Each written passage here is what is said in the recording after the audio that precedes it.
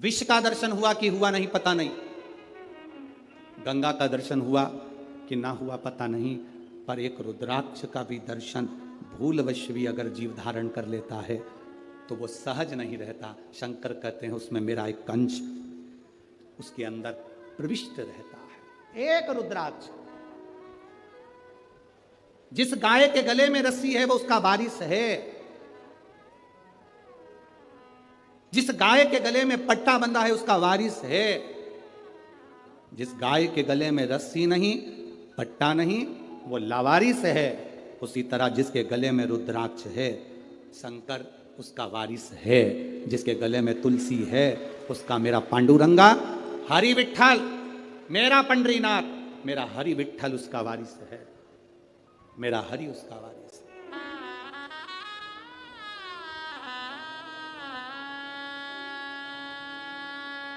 उसका वारिस कहलाएगा।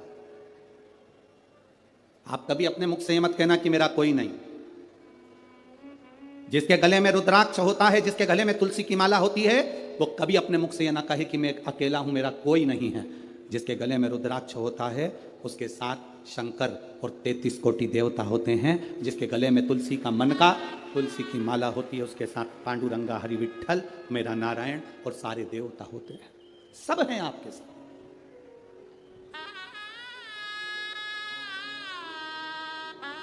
बस एक बात अपने अंदर उतार कर रखना, चाहे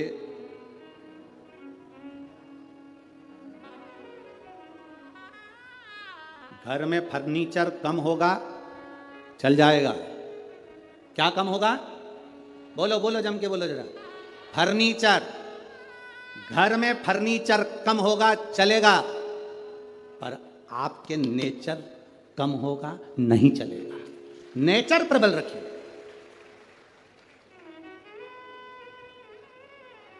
फर्नीचर से घर की शोभा नहीं होती, आपके नेचर से आपके घर की शोभा है।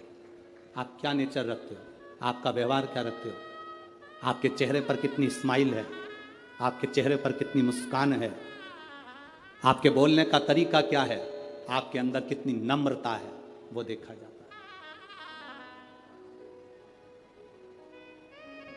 आपके घर में फर्नीचर कम होगा चलेगा, पर आपका नेचर में कमी नहीं आना चाहिए। नेचर कम नहीं होना चाहिए। जितनी नम्रता दे सकते हो, जितनी करुणता दे सकते हो उतनी दीजिए, जितना प्रेम रख सकते हो उतना दीजिए।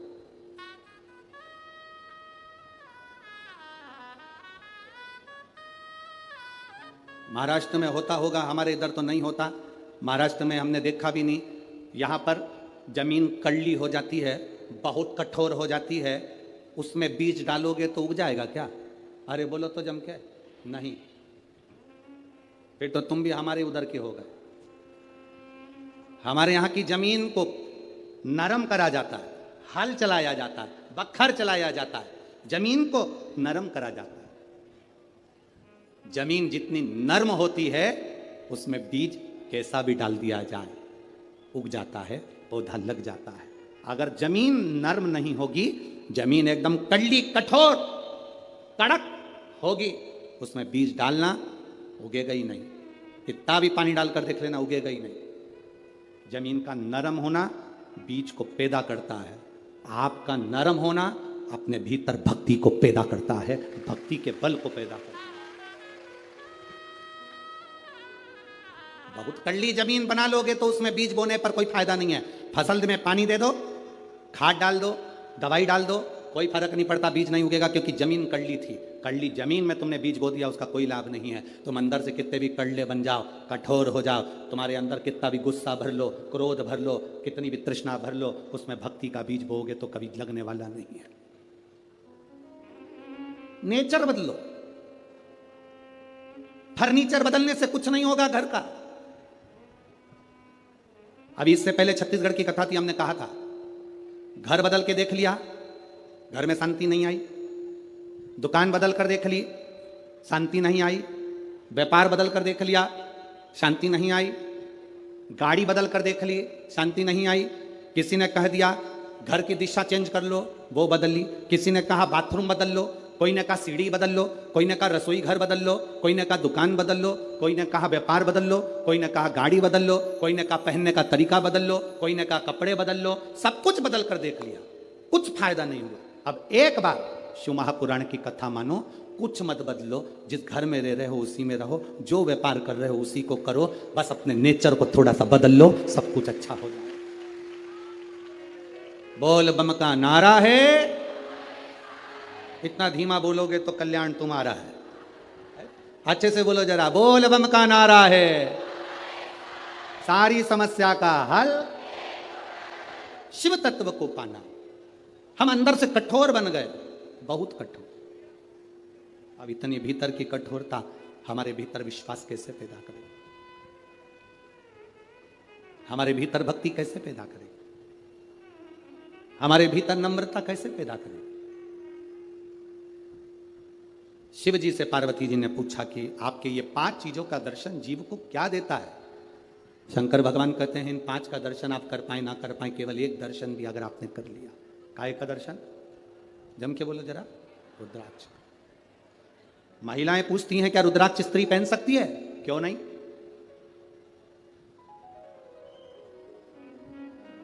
क्यों नहीं?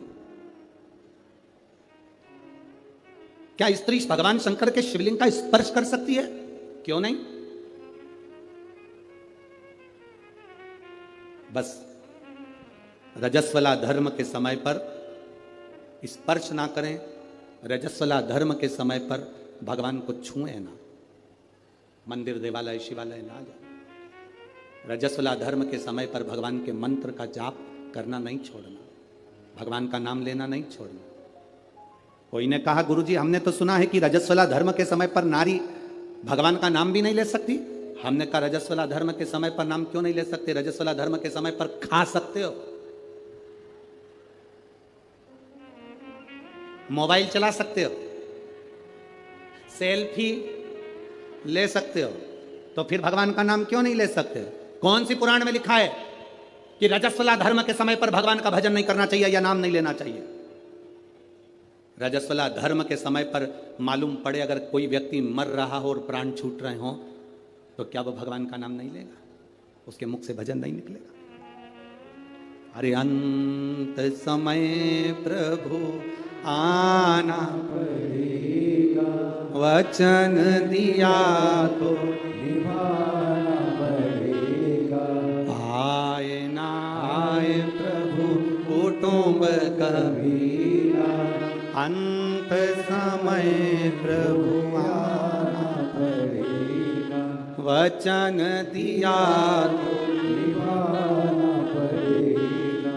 अंत समय प्रभु आना पड़ेगा। शिव कथा कर रही है अंत समय में कौन सी घड़ी हमारी आखिरी है, कौन सा पल हमारा आखिरी है, कौन सा समय हमारा आखिरी है, किसको मालूम है साहब? किसको पता है? किसको मालूम?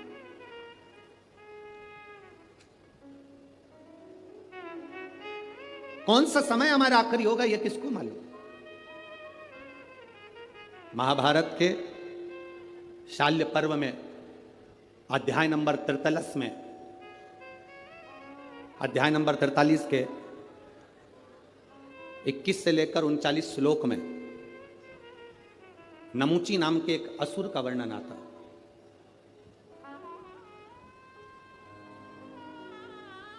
वो नमूची, जिसका नाम था नमूची, एक ऐसा दैत्य नमूची जिसके भाई थे शुंभ और निशुंभ, जिसका भाई था मय दानव, जिसका भाई था रंभ और करम।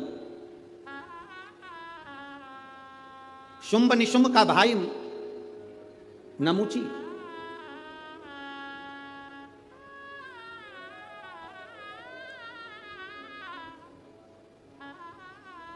जिसने भगवान विष्णु का तप करा, भगवान नारायण प्रसन्न नहीं हुए।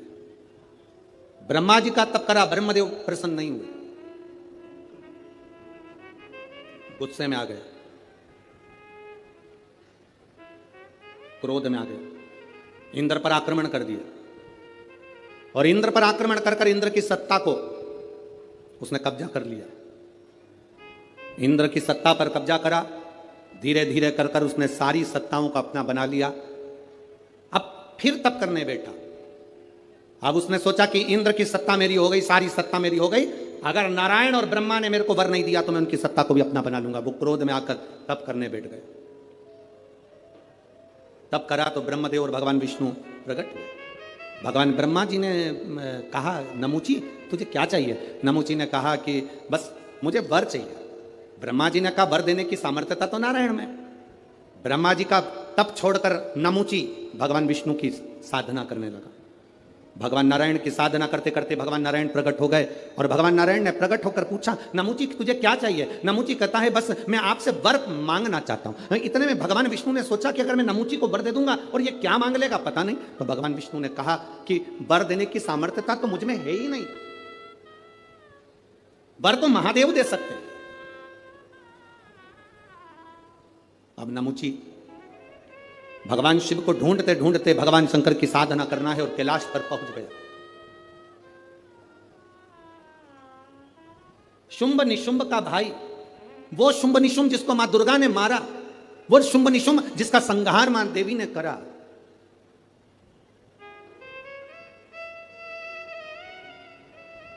देवी जी की आरती में आप लोग गाते होंगे, गाते हो शुंभ निशुंभ का वर्णन होता है।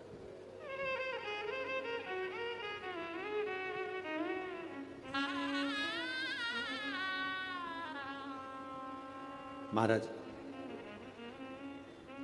नमूची ने शंकर भगवान से वर प्राप्त करने के लिए नमूची चला, कैलाश पर पहुंचा तो देवादिदेव महादेव नहीं थे, माता पार्वती जी नहीं थी, ना शंकर थे ना पार्वती थे, दोनों गए हुए थे भ्रमण के ऊपर। प्रदोष का दिन, प्रदोष काल का समय, भगवान शंकर प्रदोष के दिन प्रदोष काल में अपने भक्तों के घर पर नंदी के कान में जो बोल कर जाता है, शिवजी नंदी पर बैठकर उस भक्त के दरवाजे पर उसका कल्याण करने के लिए प्रदोष के दिन प्रदोष काल में पहुंचते हैं। हर हर प्रदोष के दिन प्रदोष काल में देवादिदेव महादेव उस शंकर के भक्त के घर जाते हैं जो भगवान नंदीश्वर के कान में कहकर जाता, नंदी के कान में जिसने कहा।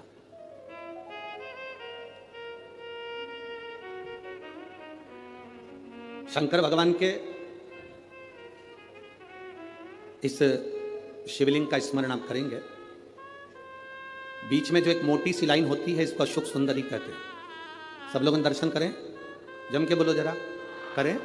अशोक सुंदरी की जगह जहां पूरी हो जाती है उसके बीच में शिवलिंग और उसके बीच में थोड़ी सी जगह खाली आती है। करें दर्शन, समझना जरा बहुत अच्छे से। जैसे ये अशोक सुंदरी की जगह है, हम निवेदन करेंगे आस्था चैनल वालों से भी और एलईडी वाले भी, जिन जिनको एलईडी पर आप दर्शन करा रहे हैं वो पूरी तरह से कराएं। गणेश जी का स्थान, षडानंद कार्तिकेय का स्थान, अशोक सुंदरी का स्थान बीच में। अशोक सुंदरी का जो स्थान पूरा हो जाता है वहां से लेकर शिवलिंग के बीच में खाली जगह आती है। करें दर्शन आप लोगों ने, खाली जगह आती है। उस खाली स्थान की जो महत्वता है, ये जो अशोक सुंदरी से लेकर बीच में जो जगह है, ये भगवान शंकर की जो धर्म पत्नी है माता पार्वती, उनकी जो योगनियां हैं 64 योगनी, उनकी जो शक्ति पीठें हैं, उनकी जो सिद्धता है, उनकी जो सिद्धियां हैं, ये अशोक सुंदरी से शंकर के शिवलिंग के बीच में जो खाली जगह होती है, इस स्थान पर 64 योगनियां, देवियां, अष्ट सिद्धियां, नवनिधियां सब इस स्थान पर रहती है। इसलिए हमारे यहाँ शिव महापुराण की कथा कहती है, पूर्ण पूजन के बाद अगर कोई नारी, कोई पुरुष, कोई बच्चा, कोई बुजुर्ग अपने मन की बात का स्मरण इस जगह पर हाथ को रखकर, जैसे किसी के हृदय पर हाथ रखते हैं तो दिल धड़कता हुआ स्मरण होता है, उसी तरह यहाँ स्पर्श करेंगे और स्पर्श कर कर जब अपने मन की बात कहते हैं तो देवादिदेव महादेव नंदी के साथ आकर प्रदोष के दिन कार्य की सिद्धता पूर्ण करते हैं। उस स्थान की मूलता होती है, वो स्थान समझ में आएगी ना जगह? अरे बोलो तो जम के। नहीं समझ में आई हो तो एक बार फिर वापिस समझ लीजिए, फिर समझोगा। स्थान देखिएगा, अपने को भगवान की कृपा से यहाँ नागपुर में शंकर जी का शिवलिंग कोई ना कागज का बनाकर यहाँ जो भेजा, ये काम बाबा की कृपा से आप लोगों के स्मरण के लिए आया। देखिए जरा, गणेश जी का स्थान, कार्तिकेय जी का स्थान, बीच में ये आ गई अशोक सुंदरी की मोटी सी लाइन। अशोक सुंदरी की लाइन जहां खत्म होती है, वहां से जो शिवलिंग रखा है, इसके बीच की जो जगह है, ये जो बीच में अशोक सुंदरी के स्थान से लेकर शिवलिंग के स्थान के बीच में जो खाली जगह है, ये 64 योगनियां, अष्ट सिद्धियां, नवनिधियां, सब कुछ मेरे देवाधिदेव महादेव ने माता पार्वती को अपने चित्तवृत्ति के साथ यहां अनुमति प्रदान कर रखी है। वहां का स्पर्श, वहां का मात्र स्पर्श और हमारे दिल की बात, शंभो शरणे पड़ी मांगू घड़ी रे दुख काटो दया करी में दर्शन। उस स्थान का स्पर्श हमें सुख देता, स्थान का स्पर्श।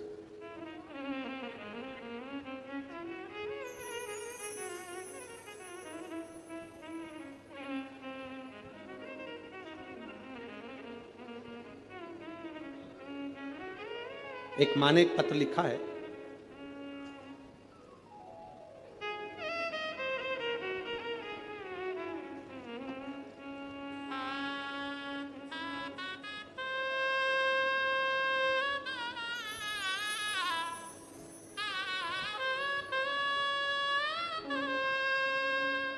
मेरा नाम भाग्यश्री जगदीश जिम काटे है, मोबाइल नंबर यह है, पता भील गांव, नाका नंबर 2, कामठी रोड, नागपुर की रहने वाली हूँ। कहीं बैठी हैं?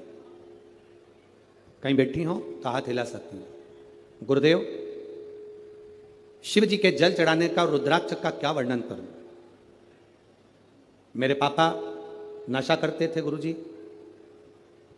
पिताजी को जब से मैंने होश संभाला तब से उनको नशे में देखा। आप कहते हो रुद्राक्ष में क्या है गुरुदेव, एक लोटे जल में क्या है?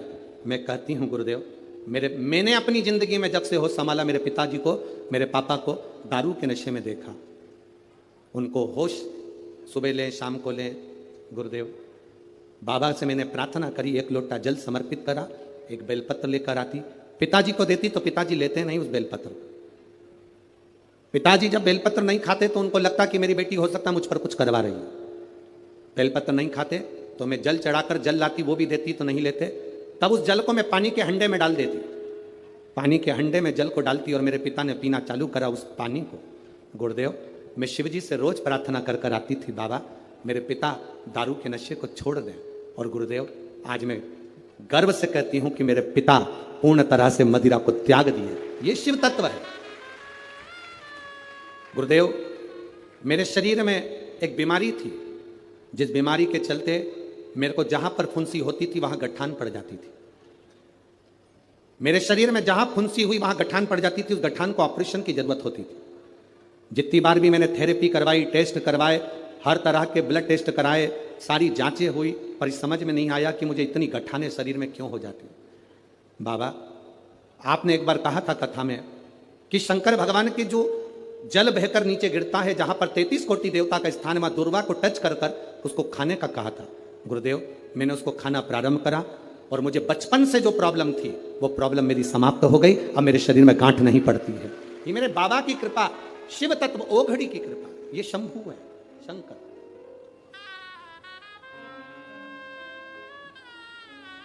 और शंभु शरणे पड़ी मांगू घड़ी रे घड़ी दुख काटो दया करी में दर्शन आपको। कुछ स्थान होते हैं जिस स्थान की बड़ी महत्वता होती है। हमारे जीवन के अंतर्गत तो कुछ स्थान ऐसे होते हैं जिन स्थानों की महत्वता। अब आप लोगों को अगर बोलें और आप उसका स्मरण, जैसे आपको कहा कि शिवलिंग के यहाँ स्थान है जिसकी मूलता, भागवत जी हो ना, अगर कहीं भागवत हो रही हो, राम कथा हो रही हो, तो तुम व्यासपीठ के चारों तरफ कहीं पर भी घूम लो, फिर लो, तुम्हारी मर्जी, तुम्हारा मन। पर शिव महापुराण की कथा जब चलती है, व्यास जी महाराज अगर शिव महापुराण के इस व्यासपीठ पर, कोई भी व्यास जी अगर शिव पुराण की पीठ पर बैठ गए, कथा चालू हो चाहे ना हो, अगर व्यासपीठ पर, शिव पुराण की पीठ पर बैठ गए, तो जहां भक्त बैठते हैं उसके सामने इस व्यासपीठ के ठीक सामने नंदी का स्थान हो जाता है। नंदी के स्थान को चाहे जजमान हो, चाहे कोई मंत्री हो, चाहे कोई मिनिस्टर हो, चाहे कोई कलंत्री हो, उसको भी यहाँ से वहाँ सामने से हम निकलने नहीं देते। क्यों? क्योंकि वो निकल तो जाता है पर बाद में उसको कष्ट भोगना पड़ता है। इसलिए हम मना करते हैं, इधर से मत जाना, आगे मत जाना, इधर से जाओ, पीछे से जाओ, इधर से पहुंचो, सम्मुख मत जाइए। जितनी दूरी बनती है इस व्यासपीठ के सम्मुख। अब उसको समझने वाला समझ नहीं पाता, इसलिए हम जब साउंड वाला साउंड लगाता है, बक्से वाला बक्सा लगाता है, तो हम उससे कह देते हैं यहाँ से यहाँ तक पैक कर दो, ये नंदी की जगह पर कोई के चरण ना पड़ जावे। जितनी देर आप कथा सुनते हो, जितनी देर आप कथा के मंडप में बैठकर कथा सुनते हो, उतनी देर 33 कोटि देवता नंदीश्वर तुमरुका जी इस व्यासपीठ के ठीक सामने बैठकर शंकर की कथा का स्मरण करते हैं। कथा का स्मरण, उतनी देर शिव भक्ति का स्मरण वो कर रहे होते हैं। चित्त वृत्ति में वर्णन, चित्त वृत्ति। कई कैमरे वाले ऐसे होते हैं, फोटो खींचने वाले होते हैं, हम उन्होंने अभी तक शिव पुराण में कभी गए नहीं होते हैं। वो क्या भागवत जी में गए हैं, राम कथा में गए हैं, तो कहीं से भी निकल जाते हैं, उनको अंदाजा नहीं रहता। हमारे भक्त उनसे कहते भैया सामने से नहीं जाना, जाना पीछे से, आप उधर से जाना, शिव के पीछे से निकल जाना, सम्मुख मत जाना। तुमरुका जी है, नंदीश्वर है, उनके गण है, वहां स्थान है उनका। जितनी देर व्यासपीठ पर व्यास जी बैठा है उतनी देर तक वो स्थान मूल है। व्यास जी नीचे उतर गया, तुम पूरी व्यासपीठ पर कहीं पर भी घूमो। जब तक कोई पंडित शिव पुराण वाचने नहीं बैठा तब तक तुम पूरी व्यासपीठ पर कहीं पर भी घूमो, कोई मतलब नहीं। पर जिस समय पर व्यास बैठ गया उस समय पर तुमरुका जी को आवाहन कर कर, नंदीश्वर को आवाहन कर कर, झोली पसार कर, उसको प्रणाम कर कर, आमंत्रित करके, झाड़ू लगा के, बाबा आपका स्थान साफ कर दिया है, आओ आप बैठो तुमरुका जी, आओ नंदीश्वर आप बैठो, आपका स्थान हो गया। 3 बार झाड़ू लगाकर बाबा को स्थान देकर तब व्यास जी व्यासपीठ पर बैठता है शिव पुराण करने के। उस स्थान की मूलता होती है। क्यों व्यासपीठ से कहते हैं कि उठकर जाओ, तुम्हारे शरीर में कैसा भी रोग हो, कितना भी रोग हो, श्री शिवाय नमस्तुभ्यम जिस जगह पर बैठकर तुम कह रहे हो, उस भूमि की रज को केवल स्पर्श कर कर जाना और 3 महीने में हमको बताना कि बाबा ने तुमको हाथ पकड़ा कि नहीं पकड़ा, साधा कि नहीं साधा। ये पत्रों का जो ढेर है, ये इतने पत्र एक एक दिन में आ रहे हैं, इन पत्रों को तो हम पढ़ भी नहीं पाते। आपके पास फुर्सत हो तो इन पत्रों को ले जाना, इसमें मोबाइल नंबर और एड्रेस सब है, और उनके घर जाकर पूछना कि बाबा ने तुमको 3 महीने में दिया कि नहीं दिया। ये उसकी कृपा है, उसकी उदारता। तुम कहीं पर भी बैठे हो, हम तुम्हें नजर आ रहे नहीं आ रहे, हम तुम्हें दिख रहे ना दिख रहे, तुम दुकान पर बैठे हो, रोड पर बैठे हो, गली में बैठे हो, मोहल्ले में बैठे हो, जहां तक तुम्हें आवाज जा रही है, चाहे माइक कहीं तक लगे हैं, चोंगे कहीं तक लगे हैं, जहां आवाज जा रही है वहां तक अगर आप कथा सुन रहे हो, मतलब तुम्हारी चित्त वृत्ति में शिव समाया है। वो कृपा करेगा, निश्चित है, तेरी झोली भरेगा, वो निश्चित है। खाली न जाता कोई दर से तुम्हारे, खाली न जाता कोई दर से तुम्हारे, मैं भी खड़ी हूँ नन्ही बाण पसार, अपने हृदय से लगा लो, लगा लो, गिरा जा रहा हूँ, उठा लो, उठा लो, भोले अपने दर से अब तो न टालो, गिरी जा रही हूँ, उठा लो। ये समझना हमको है, शंकर के एक एक भाव को समझना हमको है, शिव की भक्ति का क्या फल है, शंकर की कथा सुनने के बाद हमें क्या मिलता है, ये तो सियोर वाला महाराज भी नहीं जानता, पर इतना जरूर जानता है कि झोली कभी खाली नहीं रहती, ये निश्चित है। क्या देगा वो पता नहीं हमको भी, पर वो देता जरूर है। उसके द्वार पर आया, खाली नहीं जा सकता। ब्रह्मा ब्रह्मलोक में रहते हैं, भगवान विष्णु वैकुंठ लोक में रहते हैं, शंकर भगवान मृत्यु लोक में रहते हैं। जो बहू पूना में रह रही है और तुम नागपुर में रह रहे हो, तुम्हारी तबीयत खराब होगी तो पूना वाली इतनी जल्दी नहीं आएगी, जो बहू तुम्हारे पास रह रही होगी वो दौड़ कर आ जाएगी। उसी तरह ब्रह्मा ब्रह्मलोक में, भगवान विष्णु वैकुंठ लोक में, इंद्र इंद्र लोक में रहते हैं, देवता देवलोक में रहते हैं, पितर पितर लोक में रहते हैं, मेरा शंकर इस भूमंडल पर रहता है। बुलाओगे दौड़ कर आएगा, तुरंत आएगा। वो कैलाश अधिपति शंकर है, जो कंकर कंकर में बसा हुआ है। उसको जिसने पहचान लिया वो जिंदगी में सब कुछ पा गया। जो अहंकार में फूल गया, अपनी अभिमत्ता में फूल गया, अपने अहम में फूल गया, एक दिन ककड़ी और भुट्टे की तरह कटकर बाहर फेंका गया। अपनी अभिमत्ता को त्याग कर जिसने शिव को जान लिया उसकी जिंदगी संवर गई है। जिसने पहचान लिया देवाधिदेव महादेव तो जान गया शंकर को, उसकी जिंदगी बन गई। जो नहीं जाना वो गया, वो गया। कितने दिन की शिव पुराण थी नागपुर में? अरे बोलो तो जम के 5 दिन की। आज कौन सा दिन हो गया? तीसरा। कल चौथा, परसों पांचवा। कल के दिन भी यही 2 बजे से 5 बजे तक कथा हो जाएगी। परसों के दिन सुबह 8 बजे से 11 बजे तक कथा पूरी हो जाएगी। टीवी पर 2 बजे से 5 बजे तक आ जाएगी। 11 बजे जो यहाँ सुनने वाले हैं वो सवेरे सुनेंगे, अपने अपने घर चले जाएंगे। जो लड़ने वाले हैं, झगड़ा करने वाले हैं, वो यहीं की धरे रह जाएंगे। जिनको कथा से मतलब था उसने झोली भर ली और बटोर कर ले गया। जिसको दुनिया से मतलब था वो पड़ा की पड़ा रह गया। जिसको कथा से मतलब था उसने झोली भर भर कर बटोर लिया, महादेव से मांग लिया, बाबा खाली मत भेज देना। आज हम जब मोहन मतेज भाऊ जी के यहाँ पर वहाँ पर थे, आमदार जी के यहाँ, तो वहाँ पर कोई झांसी वाले भैया बता रहे थे कि यहाँ, झांसी वाले नहीं, यहीं के कोई भाई बता रहे थे कि हम जहाँ रह रहे हैं गुरुजी, इसी के सामने कोई परिवार रहता है, उसके घर में कई सालों से बच्चे नहीं थे। कई साल हो गए थे बच्चे नहीं। गुरुजी वो सीहोर गए, बाबा को कहकर आ गए, बाबा सब दूर धक्के खाली है, अब तेरे दरवाजे का धक्का मत निकाल देना, मुझे औलाद जरूर देना। और बाबा ने उसके घर में ये 11 तारीख जो गई, उस 11 तारीख को 2 बच्चे दे दिए बाबा की कृपा से, एक बेटा और एक बेटी। किसने बताया था? है? अच्छा पीछे हैं वो, उन्होंने बताया था। हम जहाँ भाऊ के यहाँ रुके हैं ना, विधायक जी के यहाँ, आमदार जी के यहाँ, वहाँ उनके यहाँ बता रहे थे ऐसा। तो ये शिव तत्व है, वो घड़ी है शंकर। क्या देगा आपको भी नहीं मालूम पड़ेगा।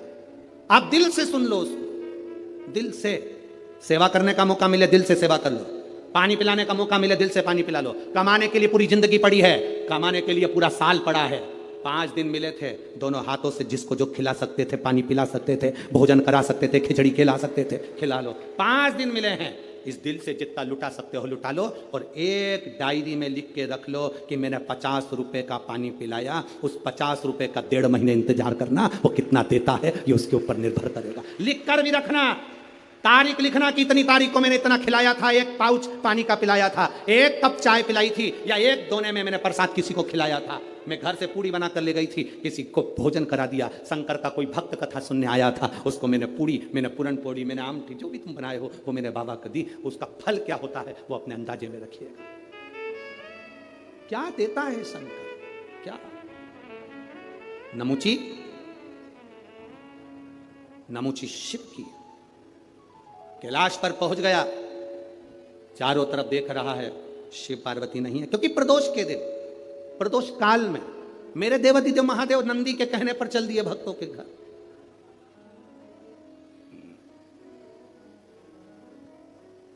प्रदोष काल, प्रदोष के दिन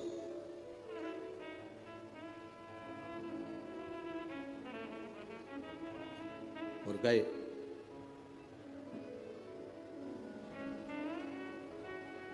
नमुची ने वहां पहुंचकर क्या देखा कि शंकर भगवान तो नहीं है, पार्वती भी नहीं है, गणेश भी नहीं है, षडानंद कार्तिकेय भी नहीं है। कैलाश सूना पड़ा, एकदम सूना, एकदम सूना। नमुची ने देखा कि एक रुद्राक्ष का मन का, शिव जी के गले में जो मन के पड़े थे, शंकर के गले में जो माला पड़ी थी, उसमें से रुद्राक्ष का मन का भूमि पर पड़ा था। एक मन का, एक मन का। कभी कभी कुबेरेश्वर धाम से आया हुआ रुद्राक्ष हो, या तुम्हारे घर में रखा हुआ रुद्राक्ष हो, या गले में पड़ा हुआ रुद्राक्ष हो, बीच में से चटक जाता है, फट जाता है, टूट जाता है। अंदाजा लगाना कोई विपदा की घड़ी तेरे ऊपर आने वाली थी, तेरे घर पर आने वाली थी, देवाधिदेव महादेव ने अपने ऊपर झेल ली, टूट गया, टूट गया।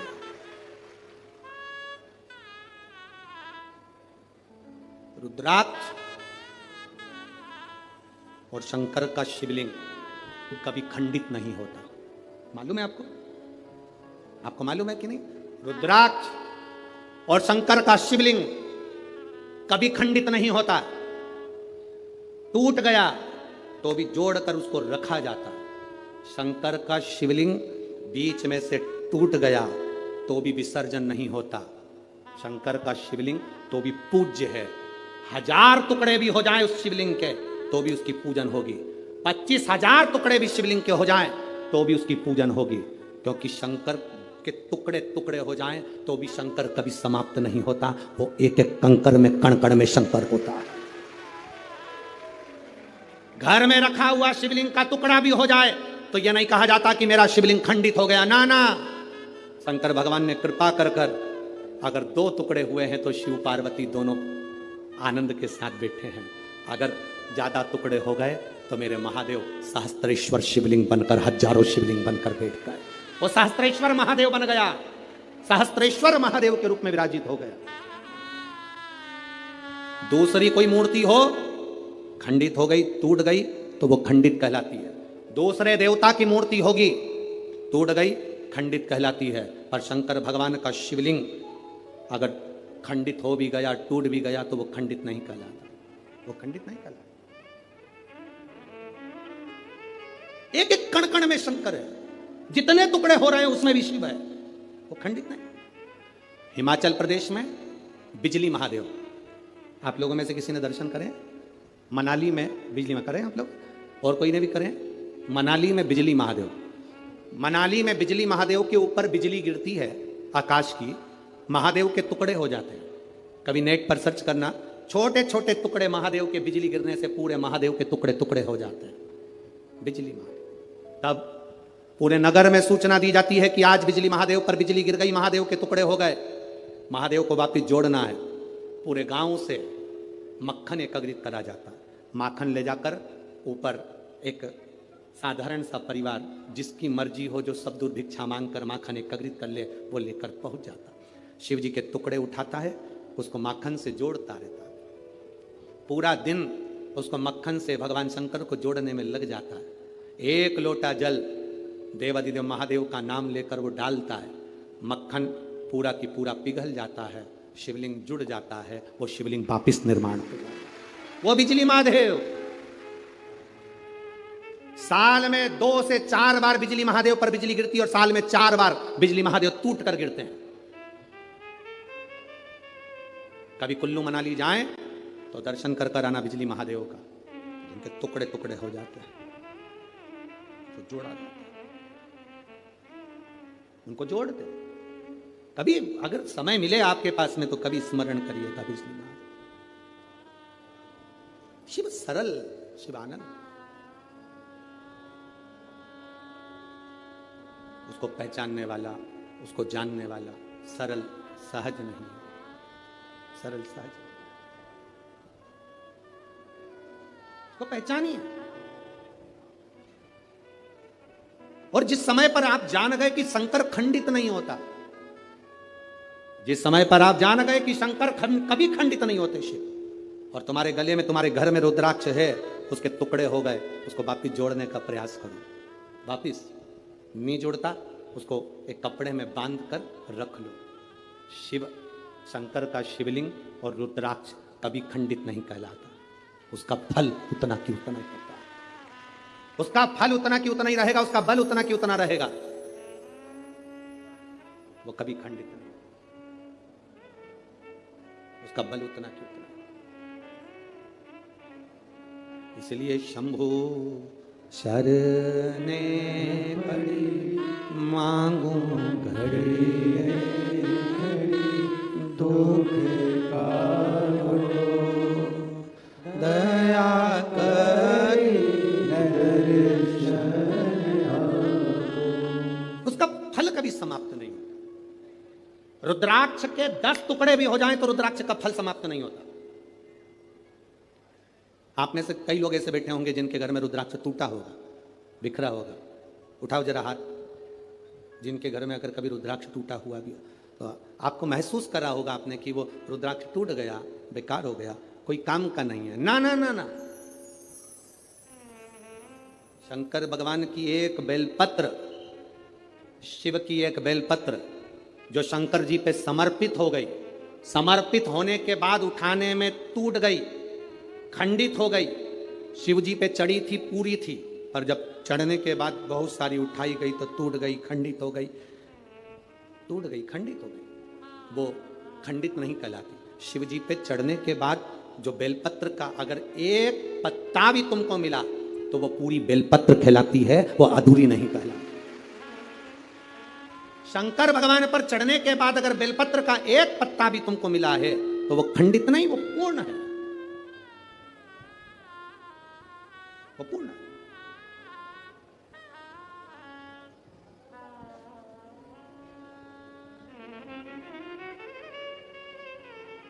इसीलिए शिव कथा कर रहे हैं।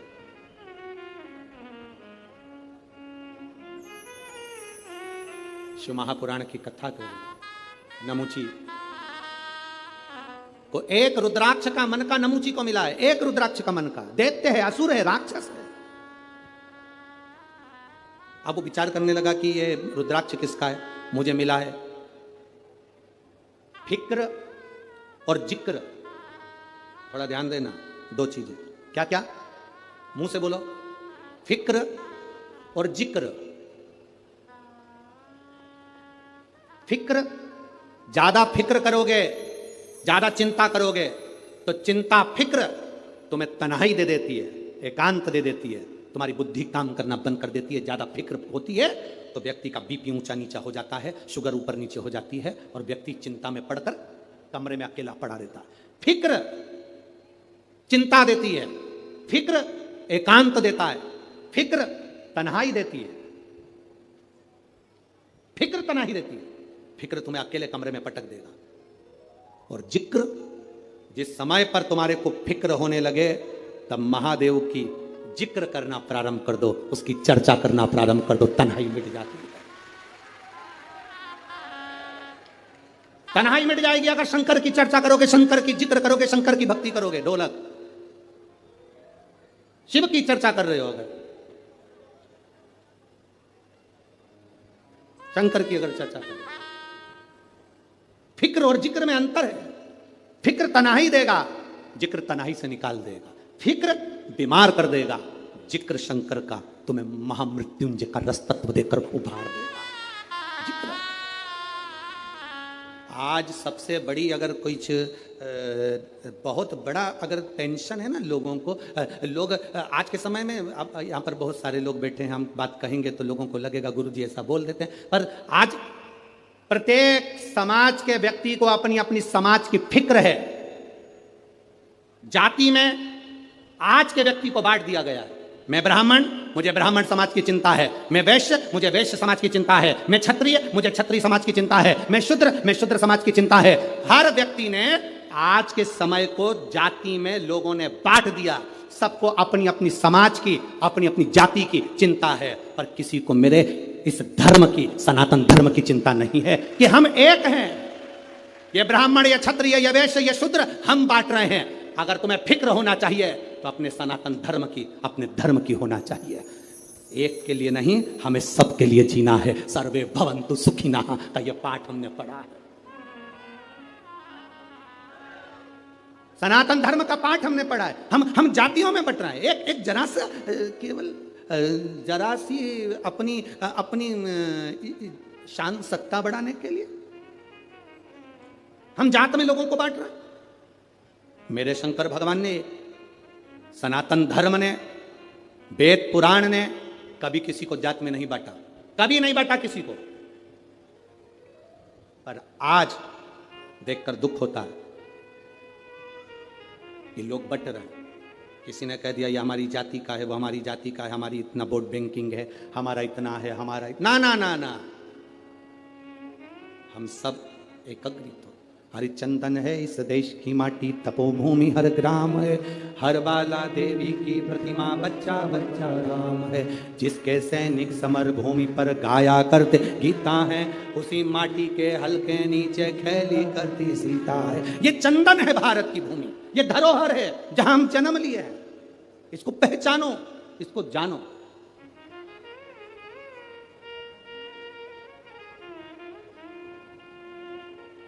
देवी जी का दर्शन कराया तुम लोगों ने? अरे बोलो तो जम के। करा। तलवार है उनके हाथ में, ठीक है। काय पे बैठी हैं? हैं? शेर पे। तुम मोटरसाइकिल पे बैठ के इतनी घबरा जाती हो कि कोई तुम्हें घूर के देख ले तो तुम्हारी आंख में आंसू आ जाता है। वो भवानी है, दुर्गा शेर पर बैठी थी। शुंभ और निशुंभ दोनों राक्षसों ने आकर कह दिया था, ए सुंदरी, हम दोनों में से एक से तू शादी कर ले तो बच जाएगी, नहीं तो मर जाएगी। देवी अंदर गई गुफा में, शंकर भगवान से कहा, शुंभ निशुंभ आए हैं दरवाजे पर। तो भगवान शंकर मुस्कुरा कर बोले, तुम मुझसे कहने आई हो, तुम स्त्री हो, एक नारी में आधा शंकर होता है। जब शंकर तुझ में है, शक्ति तुझ में है, शिव तुझ में है, तो तू दुनिया से निपट सकती है। चढ़ जा शेर पर, उठा तलवार, कर संहार। माता पार्वती जी कहती है, मैंने शास्त्र पढ़े हैं मेरे हाथ में, मैं वेद माता भी कहलाती हूं, मैं शास्त्र हाथ में रखती हूं, शस्त्र कैसे उठाऊं? शंकर भगवान कहते हैं, संस्कृति को बचाना है, संस्कारों को बचाना है तो शास्त्र उठाना पड़ेगा, और अपने आप को और सनातन धर्म को बचाना है तो शस्त्र भी उठाना पड़ेगा। यह हमारे ऊपर निर्भर करता है। हम शास्त्र भी उठा सकते हैं और शस्त्र भी उठा सकते हैं। मां जगजननी दुर्गा भवानी का दर्शन करने जाओ तो उस माता को प्रणाम कर कर उससे कहकर आना, मां जब शास्त्र की जरूरत हो तब मुझे शास्त्र देना, और जब शस्त्र की जरूरत हो ऐसा बल देना, ऐसा शस्त्र देना कि दुनिया के लोग याद रखें, हम याद रखें। शिव शक्ति है, उस भक्ति के बल को हमें बढ़ाना। फिक्र से जिंदगी नहीं चलती, जिक्र से जिंदगी चलती है। हम फिक्र कर कर कुछ नहीं प्राप्त कर सकते।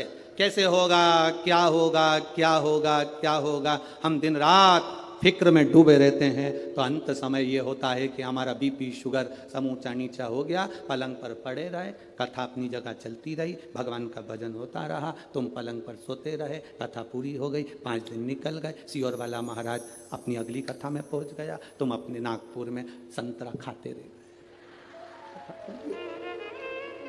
भजन क्या था?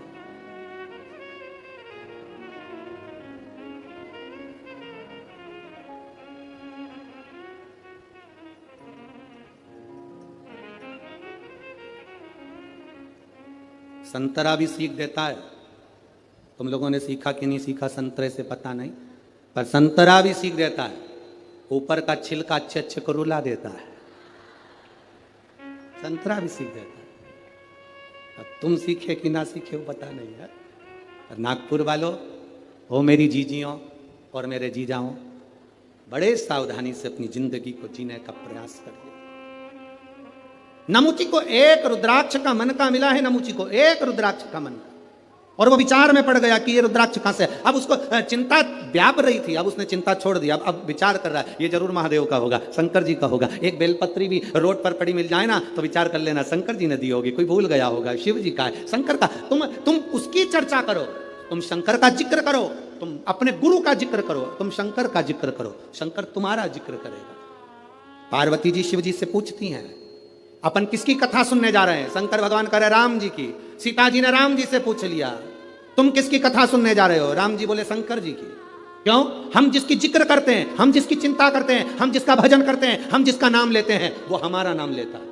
अगर तुम्हें कभी ऐसा लगे कि सियोर वाला महाराज गड़बड़ बोल रहा है, झूठ बोल रहा है, तो प्रैक्टिकल कर कर देखना। एक कमरे के अंदर जाना, चारों तरफ दीवार में बंद हो जाना, बंद होकर किसी एक व्यक्ति से तुम निंदा कर देना, किसी एक व्यक्ति की। तुम उससे कभी मत मिलना, तो भी तुम्हारी निंदा वो व्यक्ति भले ना कहे, फिर भी तुमने जो निंदा करी वो उस तक पहुंच जाएगी। ये शरीर की तरंगे चलती हैं जो हमारे शरीर के व्यवहार से बता देती है कि सामने वाले का व्यवहार क्या हो रहा है। सामने वाले का व्यवहार क्या है ये बता देती है। कभी धर्मपत्नी से पूछना, वो कभी पति का मोबाइल नहीं टटोलती, कभी अपने पति के मोबाइल को हाथ नहीं लगाती, कभी भी अपने पति पर ज्यादा ध्यान नहीं देती, पर 5-10 दिन में अंदाजा लगा के बैठ जाती है। 5-10 दिन में अंदाजा लगा, और एक ना एक दिन तो कह देगी तुम्हारे रंग ढंग ठीक नहीं दिख रहा। अब उसने तो कह दिया तुम्हारे रंग ढंग ठीक नहीं दिख रहा। पति तुरंत चिल्ला कर बोला, फालतू की बात मत करा कर मेरे से। क्या कर रहा हूं मैं? जैसे ही चिल्लाकर बोला, पत्नी समझ गई।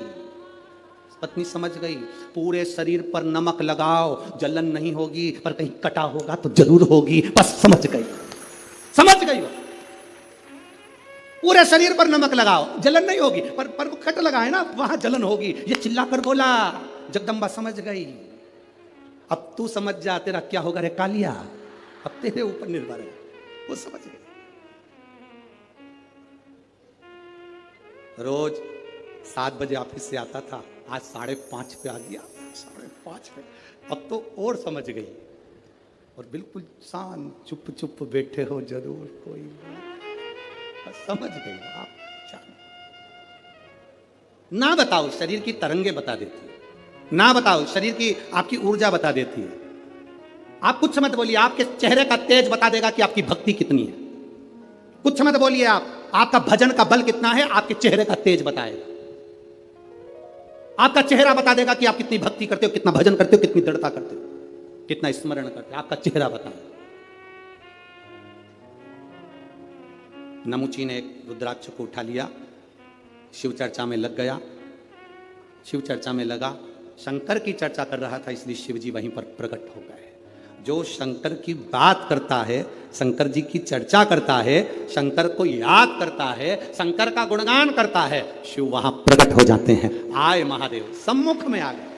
मेरे देवादिदेव महादेव वहां प्रकट हो गए। ए नमुची, मांग तुझे क्या चाहिए। नमुची सोच में पड़ गया, मैं तो ना तप करा, ना साधना करी, ना व्रत करा, ना उपास करा, शिव जी मिल गए। ना कोई व्रत है, ना कोई साधना, ना कोई तप, शंकर मिल गए।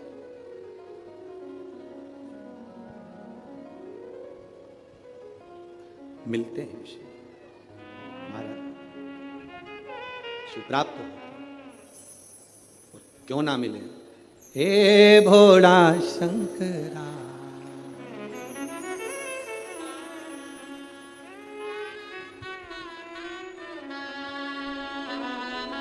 हे भोला शंकरा, आवड तुला वेलाची, आवड तुला वेलाची, वेलाच्या पाणाची। हे भोळा शंकरा, शंकरा, हे भोळा शंकरा, शंकरा, हे भोळा शंकरा, आवड तुला वेलाची, आवड तुला वेलाची, वेलाच्या पाणाची। हे भोळा शंकरा, शंकरा,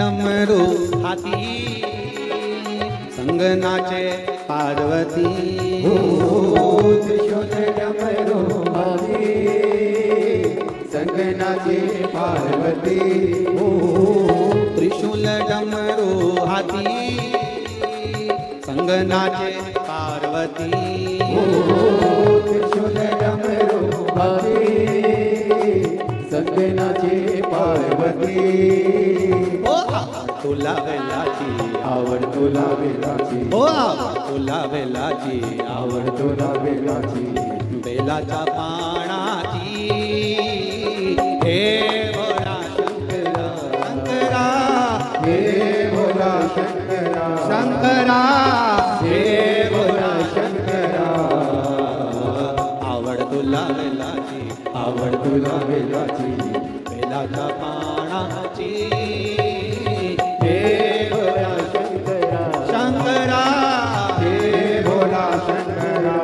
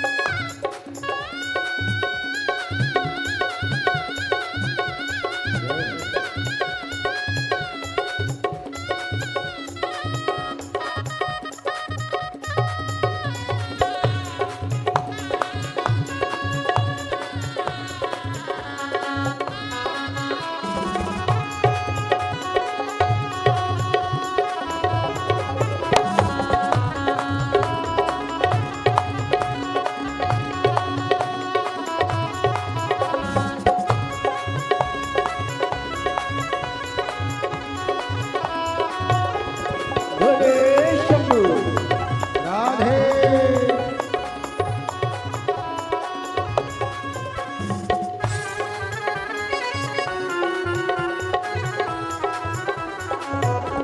राधे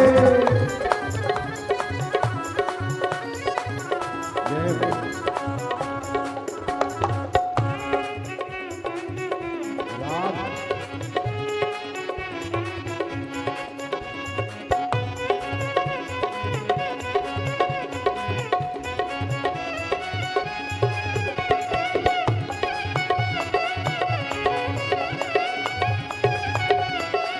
राधे कमरेले लावली लंगोटी गळते नको बडोलती हो कमरेले लावली लंगोटी गळते नको बडोलती हो कमरेले लावली लंगोटी गळते नको बडोलती हो कमरेले लावली लंगोटी गळते नको बडोलती आवड तुला बेलाची आवड तुला बेलाची आवड तुला बेलाची आवड तुला बेलाची बेलाच्या पाण्याची हे भोळा शंकरा हे भोळा शंकरा आवड तुला बेलाची आवड तुला बेलाची बेलाच्या पाण्याची हे भोळा शंकरा हे भोळा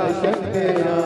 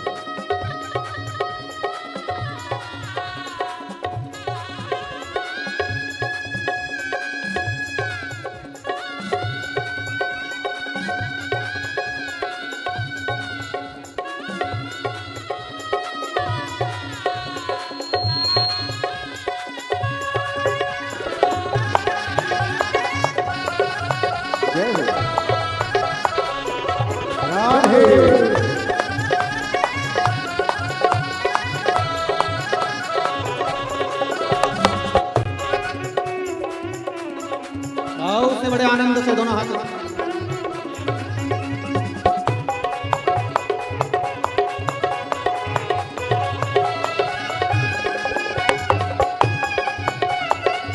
शंभो।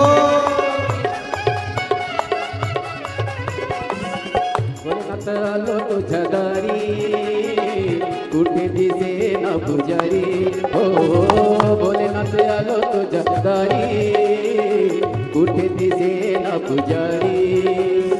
आवड तुला बेलाची, आवड तुला बेलाची, आवड तुला बेलाची, आवड तुला बेलाची, बेलाच्या बाणाची हे भोला शंकरा, हे भोला शंकरा, शंकरा हे भोला शंकरा।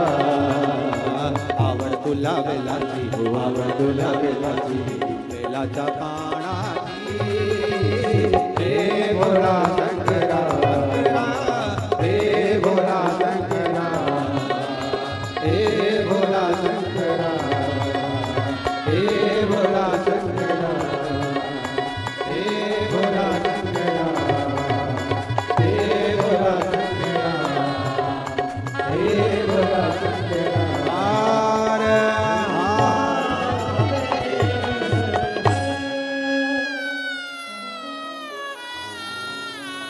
अपने स्थान पर बैठकर भगवान देवाधिदेव महादेव से अपने हृदय की बात बड़े भाव के साथ, दिल से भाव के साथ में करिए। हृदय से बाबा से विनती भाव के साथ में करिए। जहां जगह मिले वहां बैठकर, कार्यकर्ता भी जो खड़े हैं वो बैठकर बाबा से विनय करेंगे, दिल से बाबा से प्रार्थना करेंगे। श्री शिवा नमस्तु, श्री शिवा नमस्तु, श्री शिवा नमस्तु, श्री शिवा नमस्तु, श्री शिवा नमस्तु। भोला सब दुख काटो भार, ओ भोला सब दुख काटो भार। शिव शंकर जपूं तेरी माला, भोले बाबा जपूं तेरी माला, भोला सब दुख काटो मारा, ओ भोला सब दुख काटो मारा। वेश है मंगल मंगलकारी, वेश है मंगल मंगलकारी, शमशान वासी हमारा, शमशान वासी हमारा, ओ भोला सब दुख काटो मारा, ओ भोला सब दुख काटो मारा। शिव कथा कहती है, भगवान शंकर का संवाद करता है। नमुची को जो रुद्राक्ष मिला उसने उसकी चर्चा की, शिव का दर्शन हुआ। मांगो नमुची तुम्हें क्या चाहिए? दैत्य था नमुची, असुर था, राक्षस था, क्या चाहिए तुमको?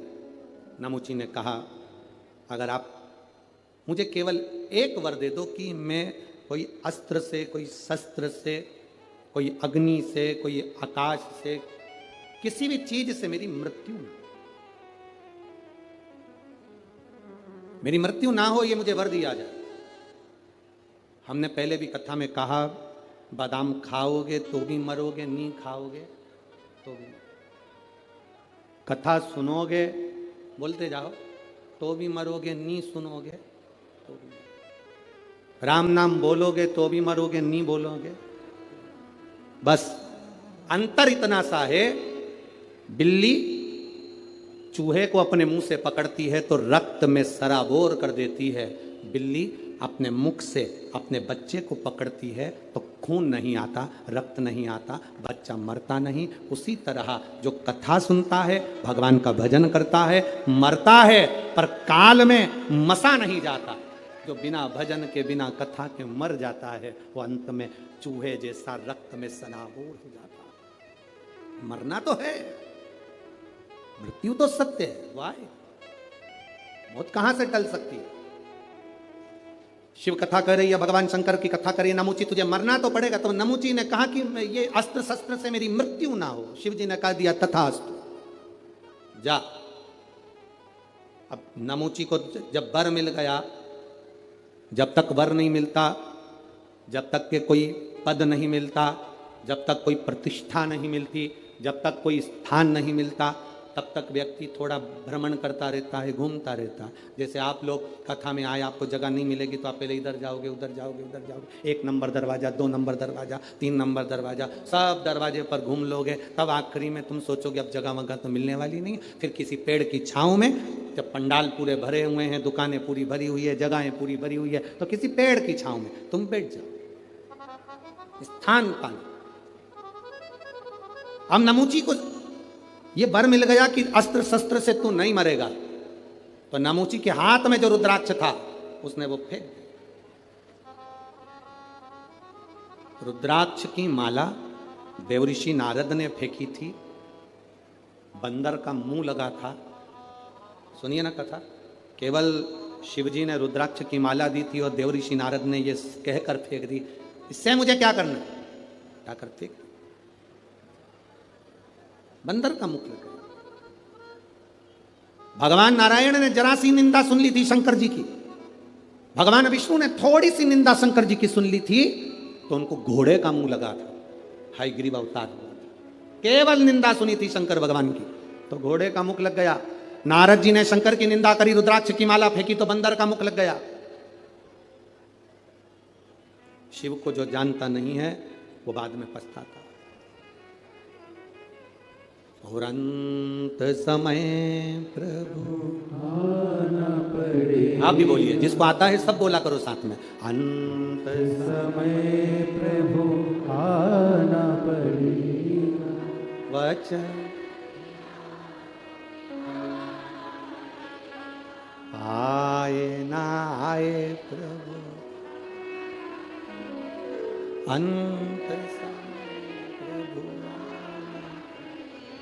वचन दिया। कोई आए ना, पर आपको आना, तेरे मंदिर में आना मेरा काम है, मेरी बिगड़ी बनाना तेरा काम। हम आ गए तेरे दरवाजे। नमुची ने रुद्राक्ष फेंक दिया।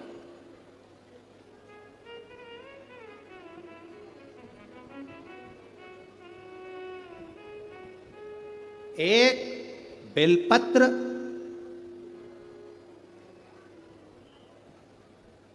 एक पापी के हाथ से छूटकर उड़ गई, महाबलेश्वर के शिवलिंग पर गिर गई तो उस जीव का कल्याण हो गया। रुद्राक्ष हाथ से गिरा, कैलाश पर पड़ा, नमुची चला गया। गलती क्या कर दी नमुची ने कि रुद्राक्ष को लांग गया। बेलपत्र, रुद्राक्ष भगवान पे चढ़ा हुआ निर्माल्य लांघा नहीं जाता, उसको लांघना नहीं चाहिए। जिसने शंकर जी के निर्माल्य की विशेषता जानी है उसको एक पत्र आया है, देखिए।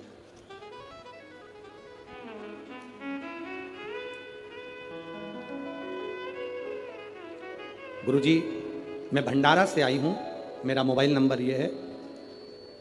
मेरी बेटी के आंखों के ऊपर गर्दन के पास 2021 से सफेद दाग हो गए थे। गुरुदेव, आंखों के ऊपर भी सफ़ेद दाग हो गए, गर्दन के पास भी सफ़ेद दाग हो गए। डॉक्टरों के हिसाब से तो इलाज चल रहा था, पर डॉक्टरों ने कहा कि थोड़ा समय लगेगा, पर धीरे धीरे वो सफ़ेद दाग की बीमारी बढ़ती जा रही थी। गुरुदेव, अब करें तो करें क्या? बेटी की ज़िंदगी है, अगर उसको ये सफ़ेद दाग की बीमारी हो गई तो फिर शादी ब्याह कैसे होगा? गुरुदेव, एक सामान बेचने वाली हमारे दरवाजे पर आई। उसने मुझसे कहा तुम्हारी बेटी की आंख के नीचे सफेद दाग हो रहे हैं, गले पर सफेद दाग हो रहे हैं, तुम पशुपति व्रत क्यों नहीं करती? शंकर जी के मंदिर में तुम्हारी बेटी से कहो कि झाड़ू लगाए, पोछा लगाए। शंकर जी का मंदिर पूरा साफ हो जाए, शंकर जी की जो जलाधारी है जहां से पानी बहता है उसका जल शरीर पर लगाना चालू करे। सामान बेचने वाली हमारे दरवाजे पर सामान बेचने आई थी और वो ये कहकर चली गई, मैंने अपनी बेटी से कहा तो पास में शंकर का मंदिर है, जाकर झाड़ू पोछा करा कर। मम्मी क्या होगा, वहां जो जल चढ़ता है उसको अपनी जगह पर लगा। गुरुजी आपकी कथा सुनी थी, आपने कथा में कहा था कि पूर्णिमा के दिन गाय जब अपने बछड़े को दूध पिलाए, उस दूध को पीते समय बछड़े के मुख में जो फेन आए उस फेन को चम्मच में निकाल लो और जहां सफेद चर्म पड़ी है उस जगह पर लगाओ और थोड़ा सा बैठो चंद्र की रोशनी में। हमने वो करना प्रारंभ करा। एक बार में तो बेटी ठीक नहीं हुई, पर दूसरी बार फिर करा। दूसरी पूर्णिमा आई, पशुपति व्रत करते रहे, बेटी मंदिर में सेवा करती रही। गुरुदेव आज हम यहाँ नमन करने आए हैं, मेरी बेटी का पूरा सफ़ेद जो चमड़ी थी वो अपनी चमड़ी के रंग में आ गई। हम यहाँ प्रणाम करने आए। कहीं बैठी हो तो हाथ हिला सकती है, अगर कहीं बैठी हो तो अपना हाथ हिला सकती है। इसने एक लाइन बहुत अच्छी लिखी है भजन की, तेरे दरबार की बाबा निराली शान दे, तुझे देते नहीं देखा पर झोली भरी देखी है। ये शिव है ओ गणी। अकाल मृत्यु वो मरे जो काम करे चंडाल का, काल उसका क्या बिगाड़े जो भक्त हो मां। जो शिव का उपासक होता है उसको क्या भय, क्या भय? शंकर की आराधना करने वाले को क्या भय होगा? शिव उपासना करने वाले को क्या भय होगा? नमुची एक रुद्राक्ष को लांग कर चले गए। आपसे भी निवेदन है, कभी मौका लग जाए, तुम्हारे नजदीक में कोई शिवालय हो, शंकर का मंदिर हो जहां तुम जल चढ़ाने जाते हो, कभी कभी मौका लग जाए, तुम्हारी जिंदगी में अगर तुम्हारे को मौका लगे और तुम्हारे जीवन में कष्ट बहुत हो तो उस मंदिर में थोड़ी सी सफाई करना प्रारंभ करो। थोड़ा निर्माल्य लेकर उसका विसर्जन, जल में नहीं कहीं खड्डा खोद कर निर्माल्य को डालना प्रारंभ करो। नदी, तालाब, बावड़ी, कुआं, इसको स्वच्छ करो। हम लोग भगवान के विसर्जन का सामान सब नदी में डाल देते हैं, नदी का पानी दूषित हो जाता है, जल स्तर नीचे गिरता जाता है, पानी पृथ्वी में बचा नहीं। उस जल को हमें बचाना है। तुम्हारे घर में भभूति निकले, बेल निकले, नरियल निकले, फूल निकले, पत्ती निकले, निर्माल्य की जो सामग्री निकलती है, मंदिर का जो निर्माल्य निकलता है, उसको पानी में डालना बंद कर दो। नदी नाले में, सरोवर में, कुएं में, बावड़ी में डालना बंद कर दो। उस निर्माल्य की सामग्री को एक खड्डा खोदो, उसमें डालना प्रारंभ करो, जिससे उससे खाद बने। वो खाद बनेगी तो अपने पूरे नगर निगम में जहां जहां पेड़ लगे हैं उसमें वो खाद डालना चालू करो, जिससे वृक्ष भी आगे बढ़ेंगे और नदी, बावड़ी, तालाब सब स्वच्छ होंगे। कई लोगों ने निर्माल्य विसर्जन के रथ चालू करे हैं, यहां पर भी अगर किसी ने करे हैं तो उनको बहुत बहुत साधुवाद है, उनको धन्यवाद है। करना चाहिए। निर्माल्य, मंदिर का चढ़ा हुआ फूल पत्ती है, सब पानी में नहीं डालना चाहिए, उसको एक खड्डे में डालो, जिससे नदी शुद्ध हो, तालाब शुद्ध हो, बावड़ी शुद्ध हो, जल स्तर बढ़े। पानी कम हो रहा है, पृथ्वी सूखी हो रही है, जल को बढ़ाना हमारा कार्य है। जल है तो कल है, जल नहीं होगा तो हमारा कल भी नहीं होगा। तो जल को सुरक्षित रखना हमारी जगह, पानी को सुरक्षित रखा। शिव कथा कह रही है, नमुची ने केवल रुद्राक्ष को लांग गया, नमुची, और रुद्राक्ष को नमुची लांगा। जैसे ही रुद्राक्ष को नमुची लांगा, लांगते से ही भगवान का अपमान कर कर निकल गया। कहीं बेलपत्र पड़ी हुई मिल जाए, हम यहाँ से नीचे उतरते हैं, कोई बेलपत्र पड़ी हुई मिल जाती है तो हम बच्चों को कह देते हैं ये बेलपत्र पड़ी है, इसको उठाओ, किसी का लात नहीं लगना चाहिए, कोई लांग ना जाए, कोई इसको इधर उधर ना पटके। किसी भी देवता पर चढ़ी हुई माला, विष्णु पुराण में लिखा है, दुर्वासा बाबा की गले की माला इंद्र को मिली, इंद्र ने एरावत को दी, एरावत ने वो माला अपनी सूंड में भरकर फेंकते हुए चला, जमीन पर फूल गिरते हुए गए। भगवान तभी क्रोध में आ गए और उसी समय पर दुर्वासा बाबा का श्राप। भगवान पर चढ़ा हुआ पत्र पुष्प, भगवान पर चढ़ी हुई एक बेलपत्र भी जमीन पर नहीं गिरना चाहिए, उसको उठा लो, कहीं पड़ी भी है तो उसको उठाकर मस्तक से लगा लो, प्रयास करो उसको संभालने। मंदिर, देवालय, शिवालय, ऐसा कोई दिन नहीं जिस दिन ना जाओ, प्रयास करा करो, हम भगवान शंकर के मंदिर जरूर जाएं, शिव जी को एक लोटा जल जरूर चढ़ाएं। मंदिर में जल नहीं चढ़ा सकते तो उसके दरवाजे से सामने से निकल कर चले जाएं, केवल उसका दीदार हो जाएगा तो हमारा भाग्य संवर जाएगा। केवल दर्शन, शिखर दर्शनम सर्व पापनाशनम, शिखर का मात्र दर्शन हो जाता है तो जीव का कल्याण हो जाता है। इसे मेरे शंकर औघड़ी मेरे शिव कथा कर रही। नमुची लांग गए रुद्राक्ष को, लांग कर गए, बस जो शंकर को नहीं जान पाया अपनी अभिमत्ता में अहंकार में फूला रहा, अंत में वो बर्बाद हो गया, अंत में बर्बाद। जीव नरक, शिव कथा कहती है जिस अमृत को पाने के लिए देवता तरसते हैं, जिस अमृत को पाने के लिए संसार तरसता है, वो अमृत शिव महापुराण की कथा में रोज बरसता है, प्रतिदिन बरसता है। उसको पीना है हमको, उसको धारण करना है हमको, उसको ग्रहण करना है हमको, उस अमृत को हमें पाना। और तेरी कृपा बिना न हिले एक भी अणु, लेते हैं श्वास तेरी कृपा से तनु तनु।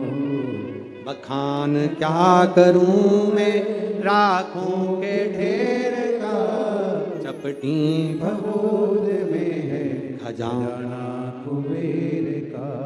कभी जिंदगी में मौका मिले तो 5 दुर्बा, कितनी दुर्बा जम के बोलो जरा, 5 दुर्बा 1 बेलपत्र।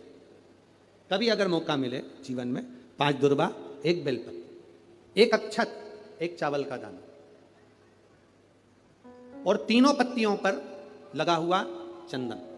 बेलपत्र की जो 3 पत्ती होती है, इन तीनों पर लगा हुआ चंदन, दुर्बा, बेलपत्र, चावल का 1 दाना मध्य पत्ती पर रखकर, जब भी आप अपने हृदय से कोई सरकारी गतिविधियों में कहीं फंस गए हो, सरकारी कोई केस चल रहा है, कोई सरकारी चीजों में अगर तकलीफें आ रही हैं, तो शिव का नाम लेकर आप अपना कर्म जरूर करना, मेहनत जरूर करना, कर्म के साथ में शंकर पर विश्वास रखकर 1 अक्षत का दाना, 1 बेलपत्र, 5 दुर्बा हाथ में लेकर शिव का स्मरण कर कर श्री शिवाय नमस्तुभ्यम कहकर, अगर श्री शिवाय नमस्तुभ्यम भी नहीं कह सकते, पंचाक्षर मंत्र नमः शिवाय, षडाक्षर मंत्र ओम नमः शिवाय, या फिर श्री शिवाय नमस्तुभ्यम बोलकर शिव को जो स्थान आपको बताया है, स्थान देखा है ना, फिर ध्यान देंगे। अशोक सुंदरी से शिवलिंग के बीच की जो खाली जगह है, देख रहे हो आप लोग, एलईडीओं पर ध्यान देना, एलईडी और अपने अपने मोबाइल पर अगर आप कथा सुन रहे हो, या यहाँ पंडाल में कथा सुन रहे हो, या आस्था चैनल पर सुन रहे हो, तो वहाँ शिवलिंग अशोक सुंदरी का स्थान, बीच में जो खाली जगह है, इस खाली जगह पर बेलपत्री और दुर्बा का जो पीछे का भाग है, वो पीछे का भाग अशोक सुंदरी की ओर होना चाहिए, अशोक सुंदरी की ओर उसका भाग हो जाए, और पत्ती को इस तरह से शिवलिंग और जो खाली जगह है उसके मध्य में रखकर, कोई सरकारी चीज के लिए, कोई प्रशासनिक चीज के लिए, कोई केस के लिए, कोई कानूनी कार्यवाही के लिए, कोई तकलीफ में घिरे हुए हो, तो उस स्थान पर ये बेलपत्र केवल 1 बार चढ़ाकर बाबा से विनती करना, बाबा उसको स्वीकार जरूर करेगा, कार्य सफल जरूर करेगा। 1 बेलपत्र शिव भक्ति के लिए, 1 बेलपत्र की मूल, 1 शिव कथा कर रही है। नमुची दे दो, नमुची रुद्राक्ष को लांग, नमुची रुद्राक्ष, और नमुची रुद्राक्ष को लांग कर गया। ये रुद्राक्ष की बड़ी महत्वता है। आप लोगों के घर में रुद्राक्ष है? जरा बोलो, जम के बोलो जरा, है ना सबके पास में? जब रोग आता है तो रुद्राक्ष को तांबे के कलश में गलाकर उसको शिवजी पे जल चढ़ाकर पीते हैं। और यदि जिस दिन तुमको लगे कि आज मेरा मन शांत नहीं है, आज मेरे घर में अशांति सी लग रही है, क्लेश बहुत है, मन में शांति नहीं है, टेंशन बहुत चल रहा है, उस दिन थोड़ी देर के लिए लेफ्ट हाथ में रुद्राक्ष कमन का, सीधे हाथ से बाबा देवादिदेव महादेव का हाथ रखकर शिव जी के नाम का स्मरण कर कर महामृत्युंजय याद हो तो वो जप लें, ना हो श्री शिवाय नमस्तुभ्यम जप लें, ना हो पंचाक्षर षडाक्षर जप लें। केवल 3, 5 या 7 बार बोल लो उस रुद्राक्ष को हृदय से लगाकर वापस जहां रखा था वहीं रख दो। आपको 15 मिनट के अंदर अंतर मालूम पड़ जाएगा कि घर के अंदर शांति हुई कि नहीं हुई। ये प्रैक्टिकल जरूर करना। कहीं सियोर वाला हमारा झूठ तो नहीं बोल रहा, इसलिए प्रैक्टिकल करना जरूरी है। प्रैक्टिकल बहुत जरूरी है। प्रैक्टिकल बिना काम नहीं चलता। एक महाराज जी प्रवचन दे रहे थे, प्रवचन में कह रहे थे मदिरा नहीं पीना चाहिए, शराब नहीं पीना चाहिए, गंदा नाली का पानी है, मत पियो, बर्बाद हो जाओगे। उसी में महाराज का पहचान वाला बैठा था, उठकर खड़ा हो गया। महाराज जी से बोला, ओ महाराज तू इतनी बड़ी बड़ी बात कह रहा है, तेरा सग्गा भाई पी के तो गटर में पड़ा है। तो इतनी बड़ी बड़ी बात कह रहा है, तेरा सग्गा भाई पी के गटर में पड़ा है। महाराज जी को क्रोध नहीं आया। महाराज ने तुरंत उसको उत्तर दिया, भैया देख मैं भी प्रवचन कर रहा हूं, मेरा भाई भी प्रवचन कर रहा है, मैं मुंह से समझा रहा हूं, मेरा भाई प्रैक्टिकल करके दिखा रहा है। अब मन तेरा है, विचार तेरा, चित्त तेरी, वृत्ति तेरी, तू कैसे समझेगा? मुख से समझ जाए तो अच्छा, नहीं तो मेरे भाई को देख ले जो गटर में पड़ा, उसको देखकर समझ। अरे मत बुरे कर्म कर बंदे वरना पछताएगा, भगवान की आंखों से तू बच नहीं पाएगा, तू बच नहीं पाएगा। अरे ओ अज्ञानी मत कर नादानी, अरे ओ अज्ञानी मत कर नादानी। तेरे कर्म का फल भी तू ही पाएगा, जैसा किया तूने तेरे आगे आएगा। मत बुरे कर्म कर बंदे वरना पछताएगा, भगवान की आंखों से तू बच नहीं पाएगा, तू बच नहीं पाएगा। नमोची उस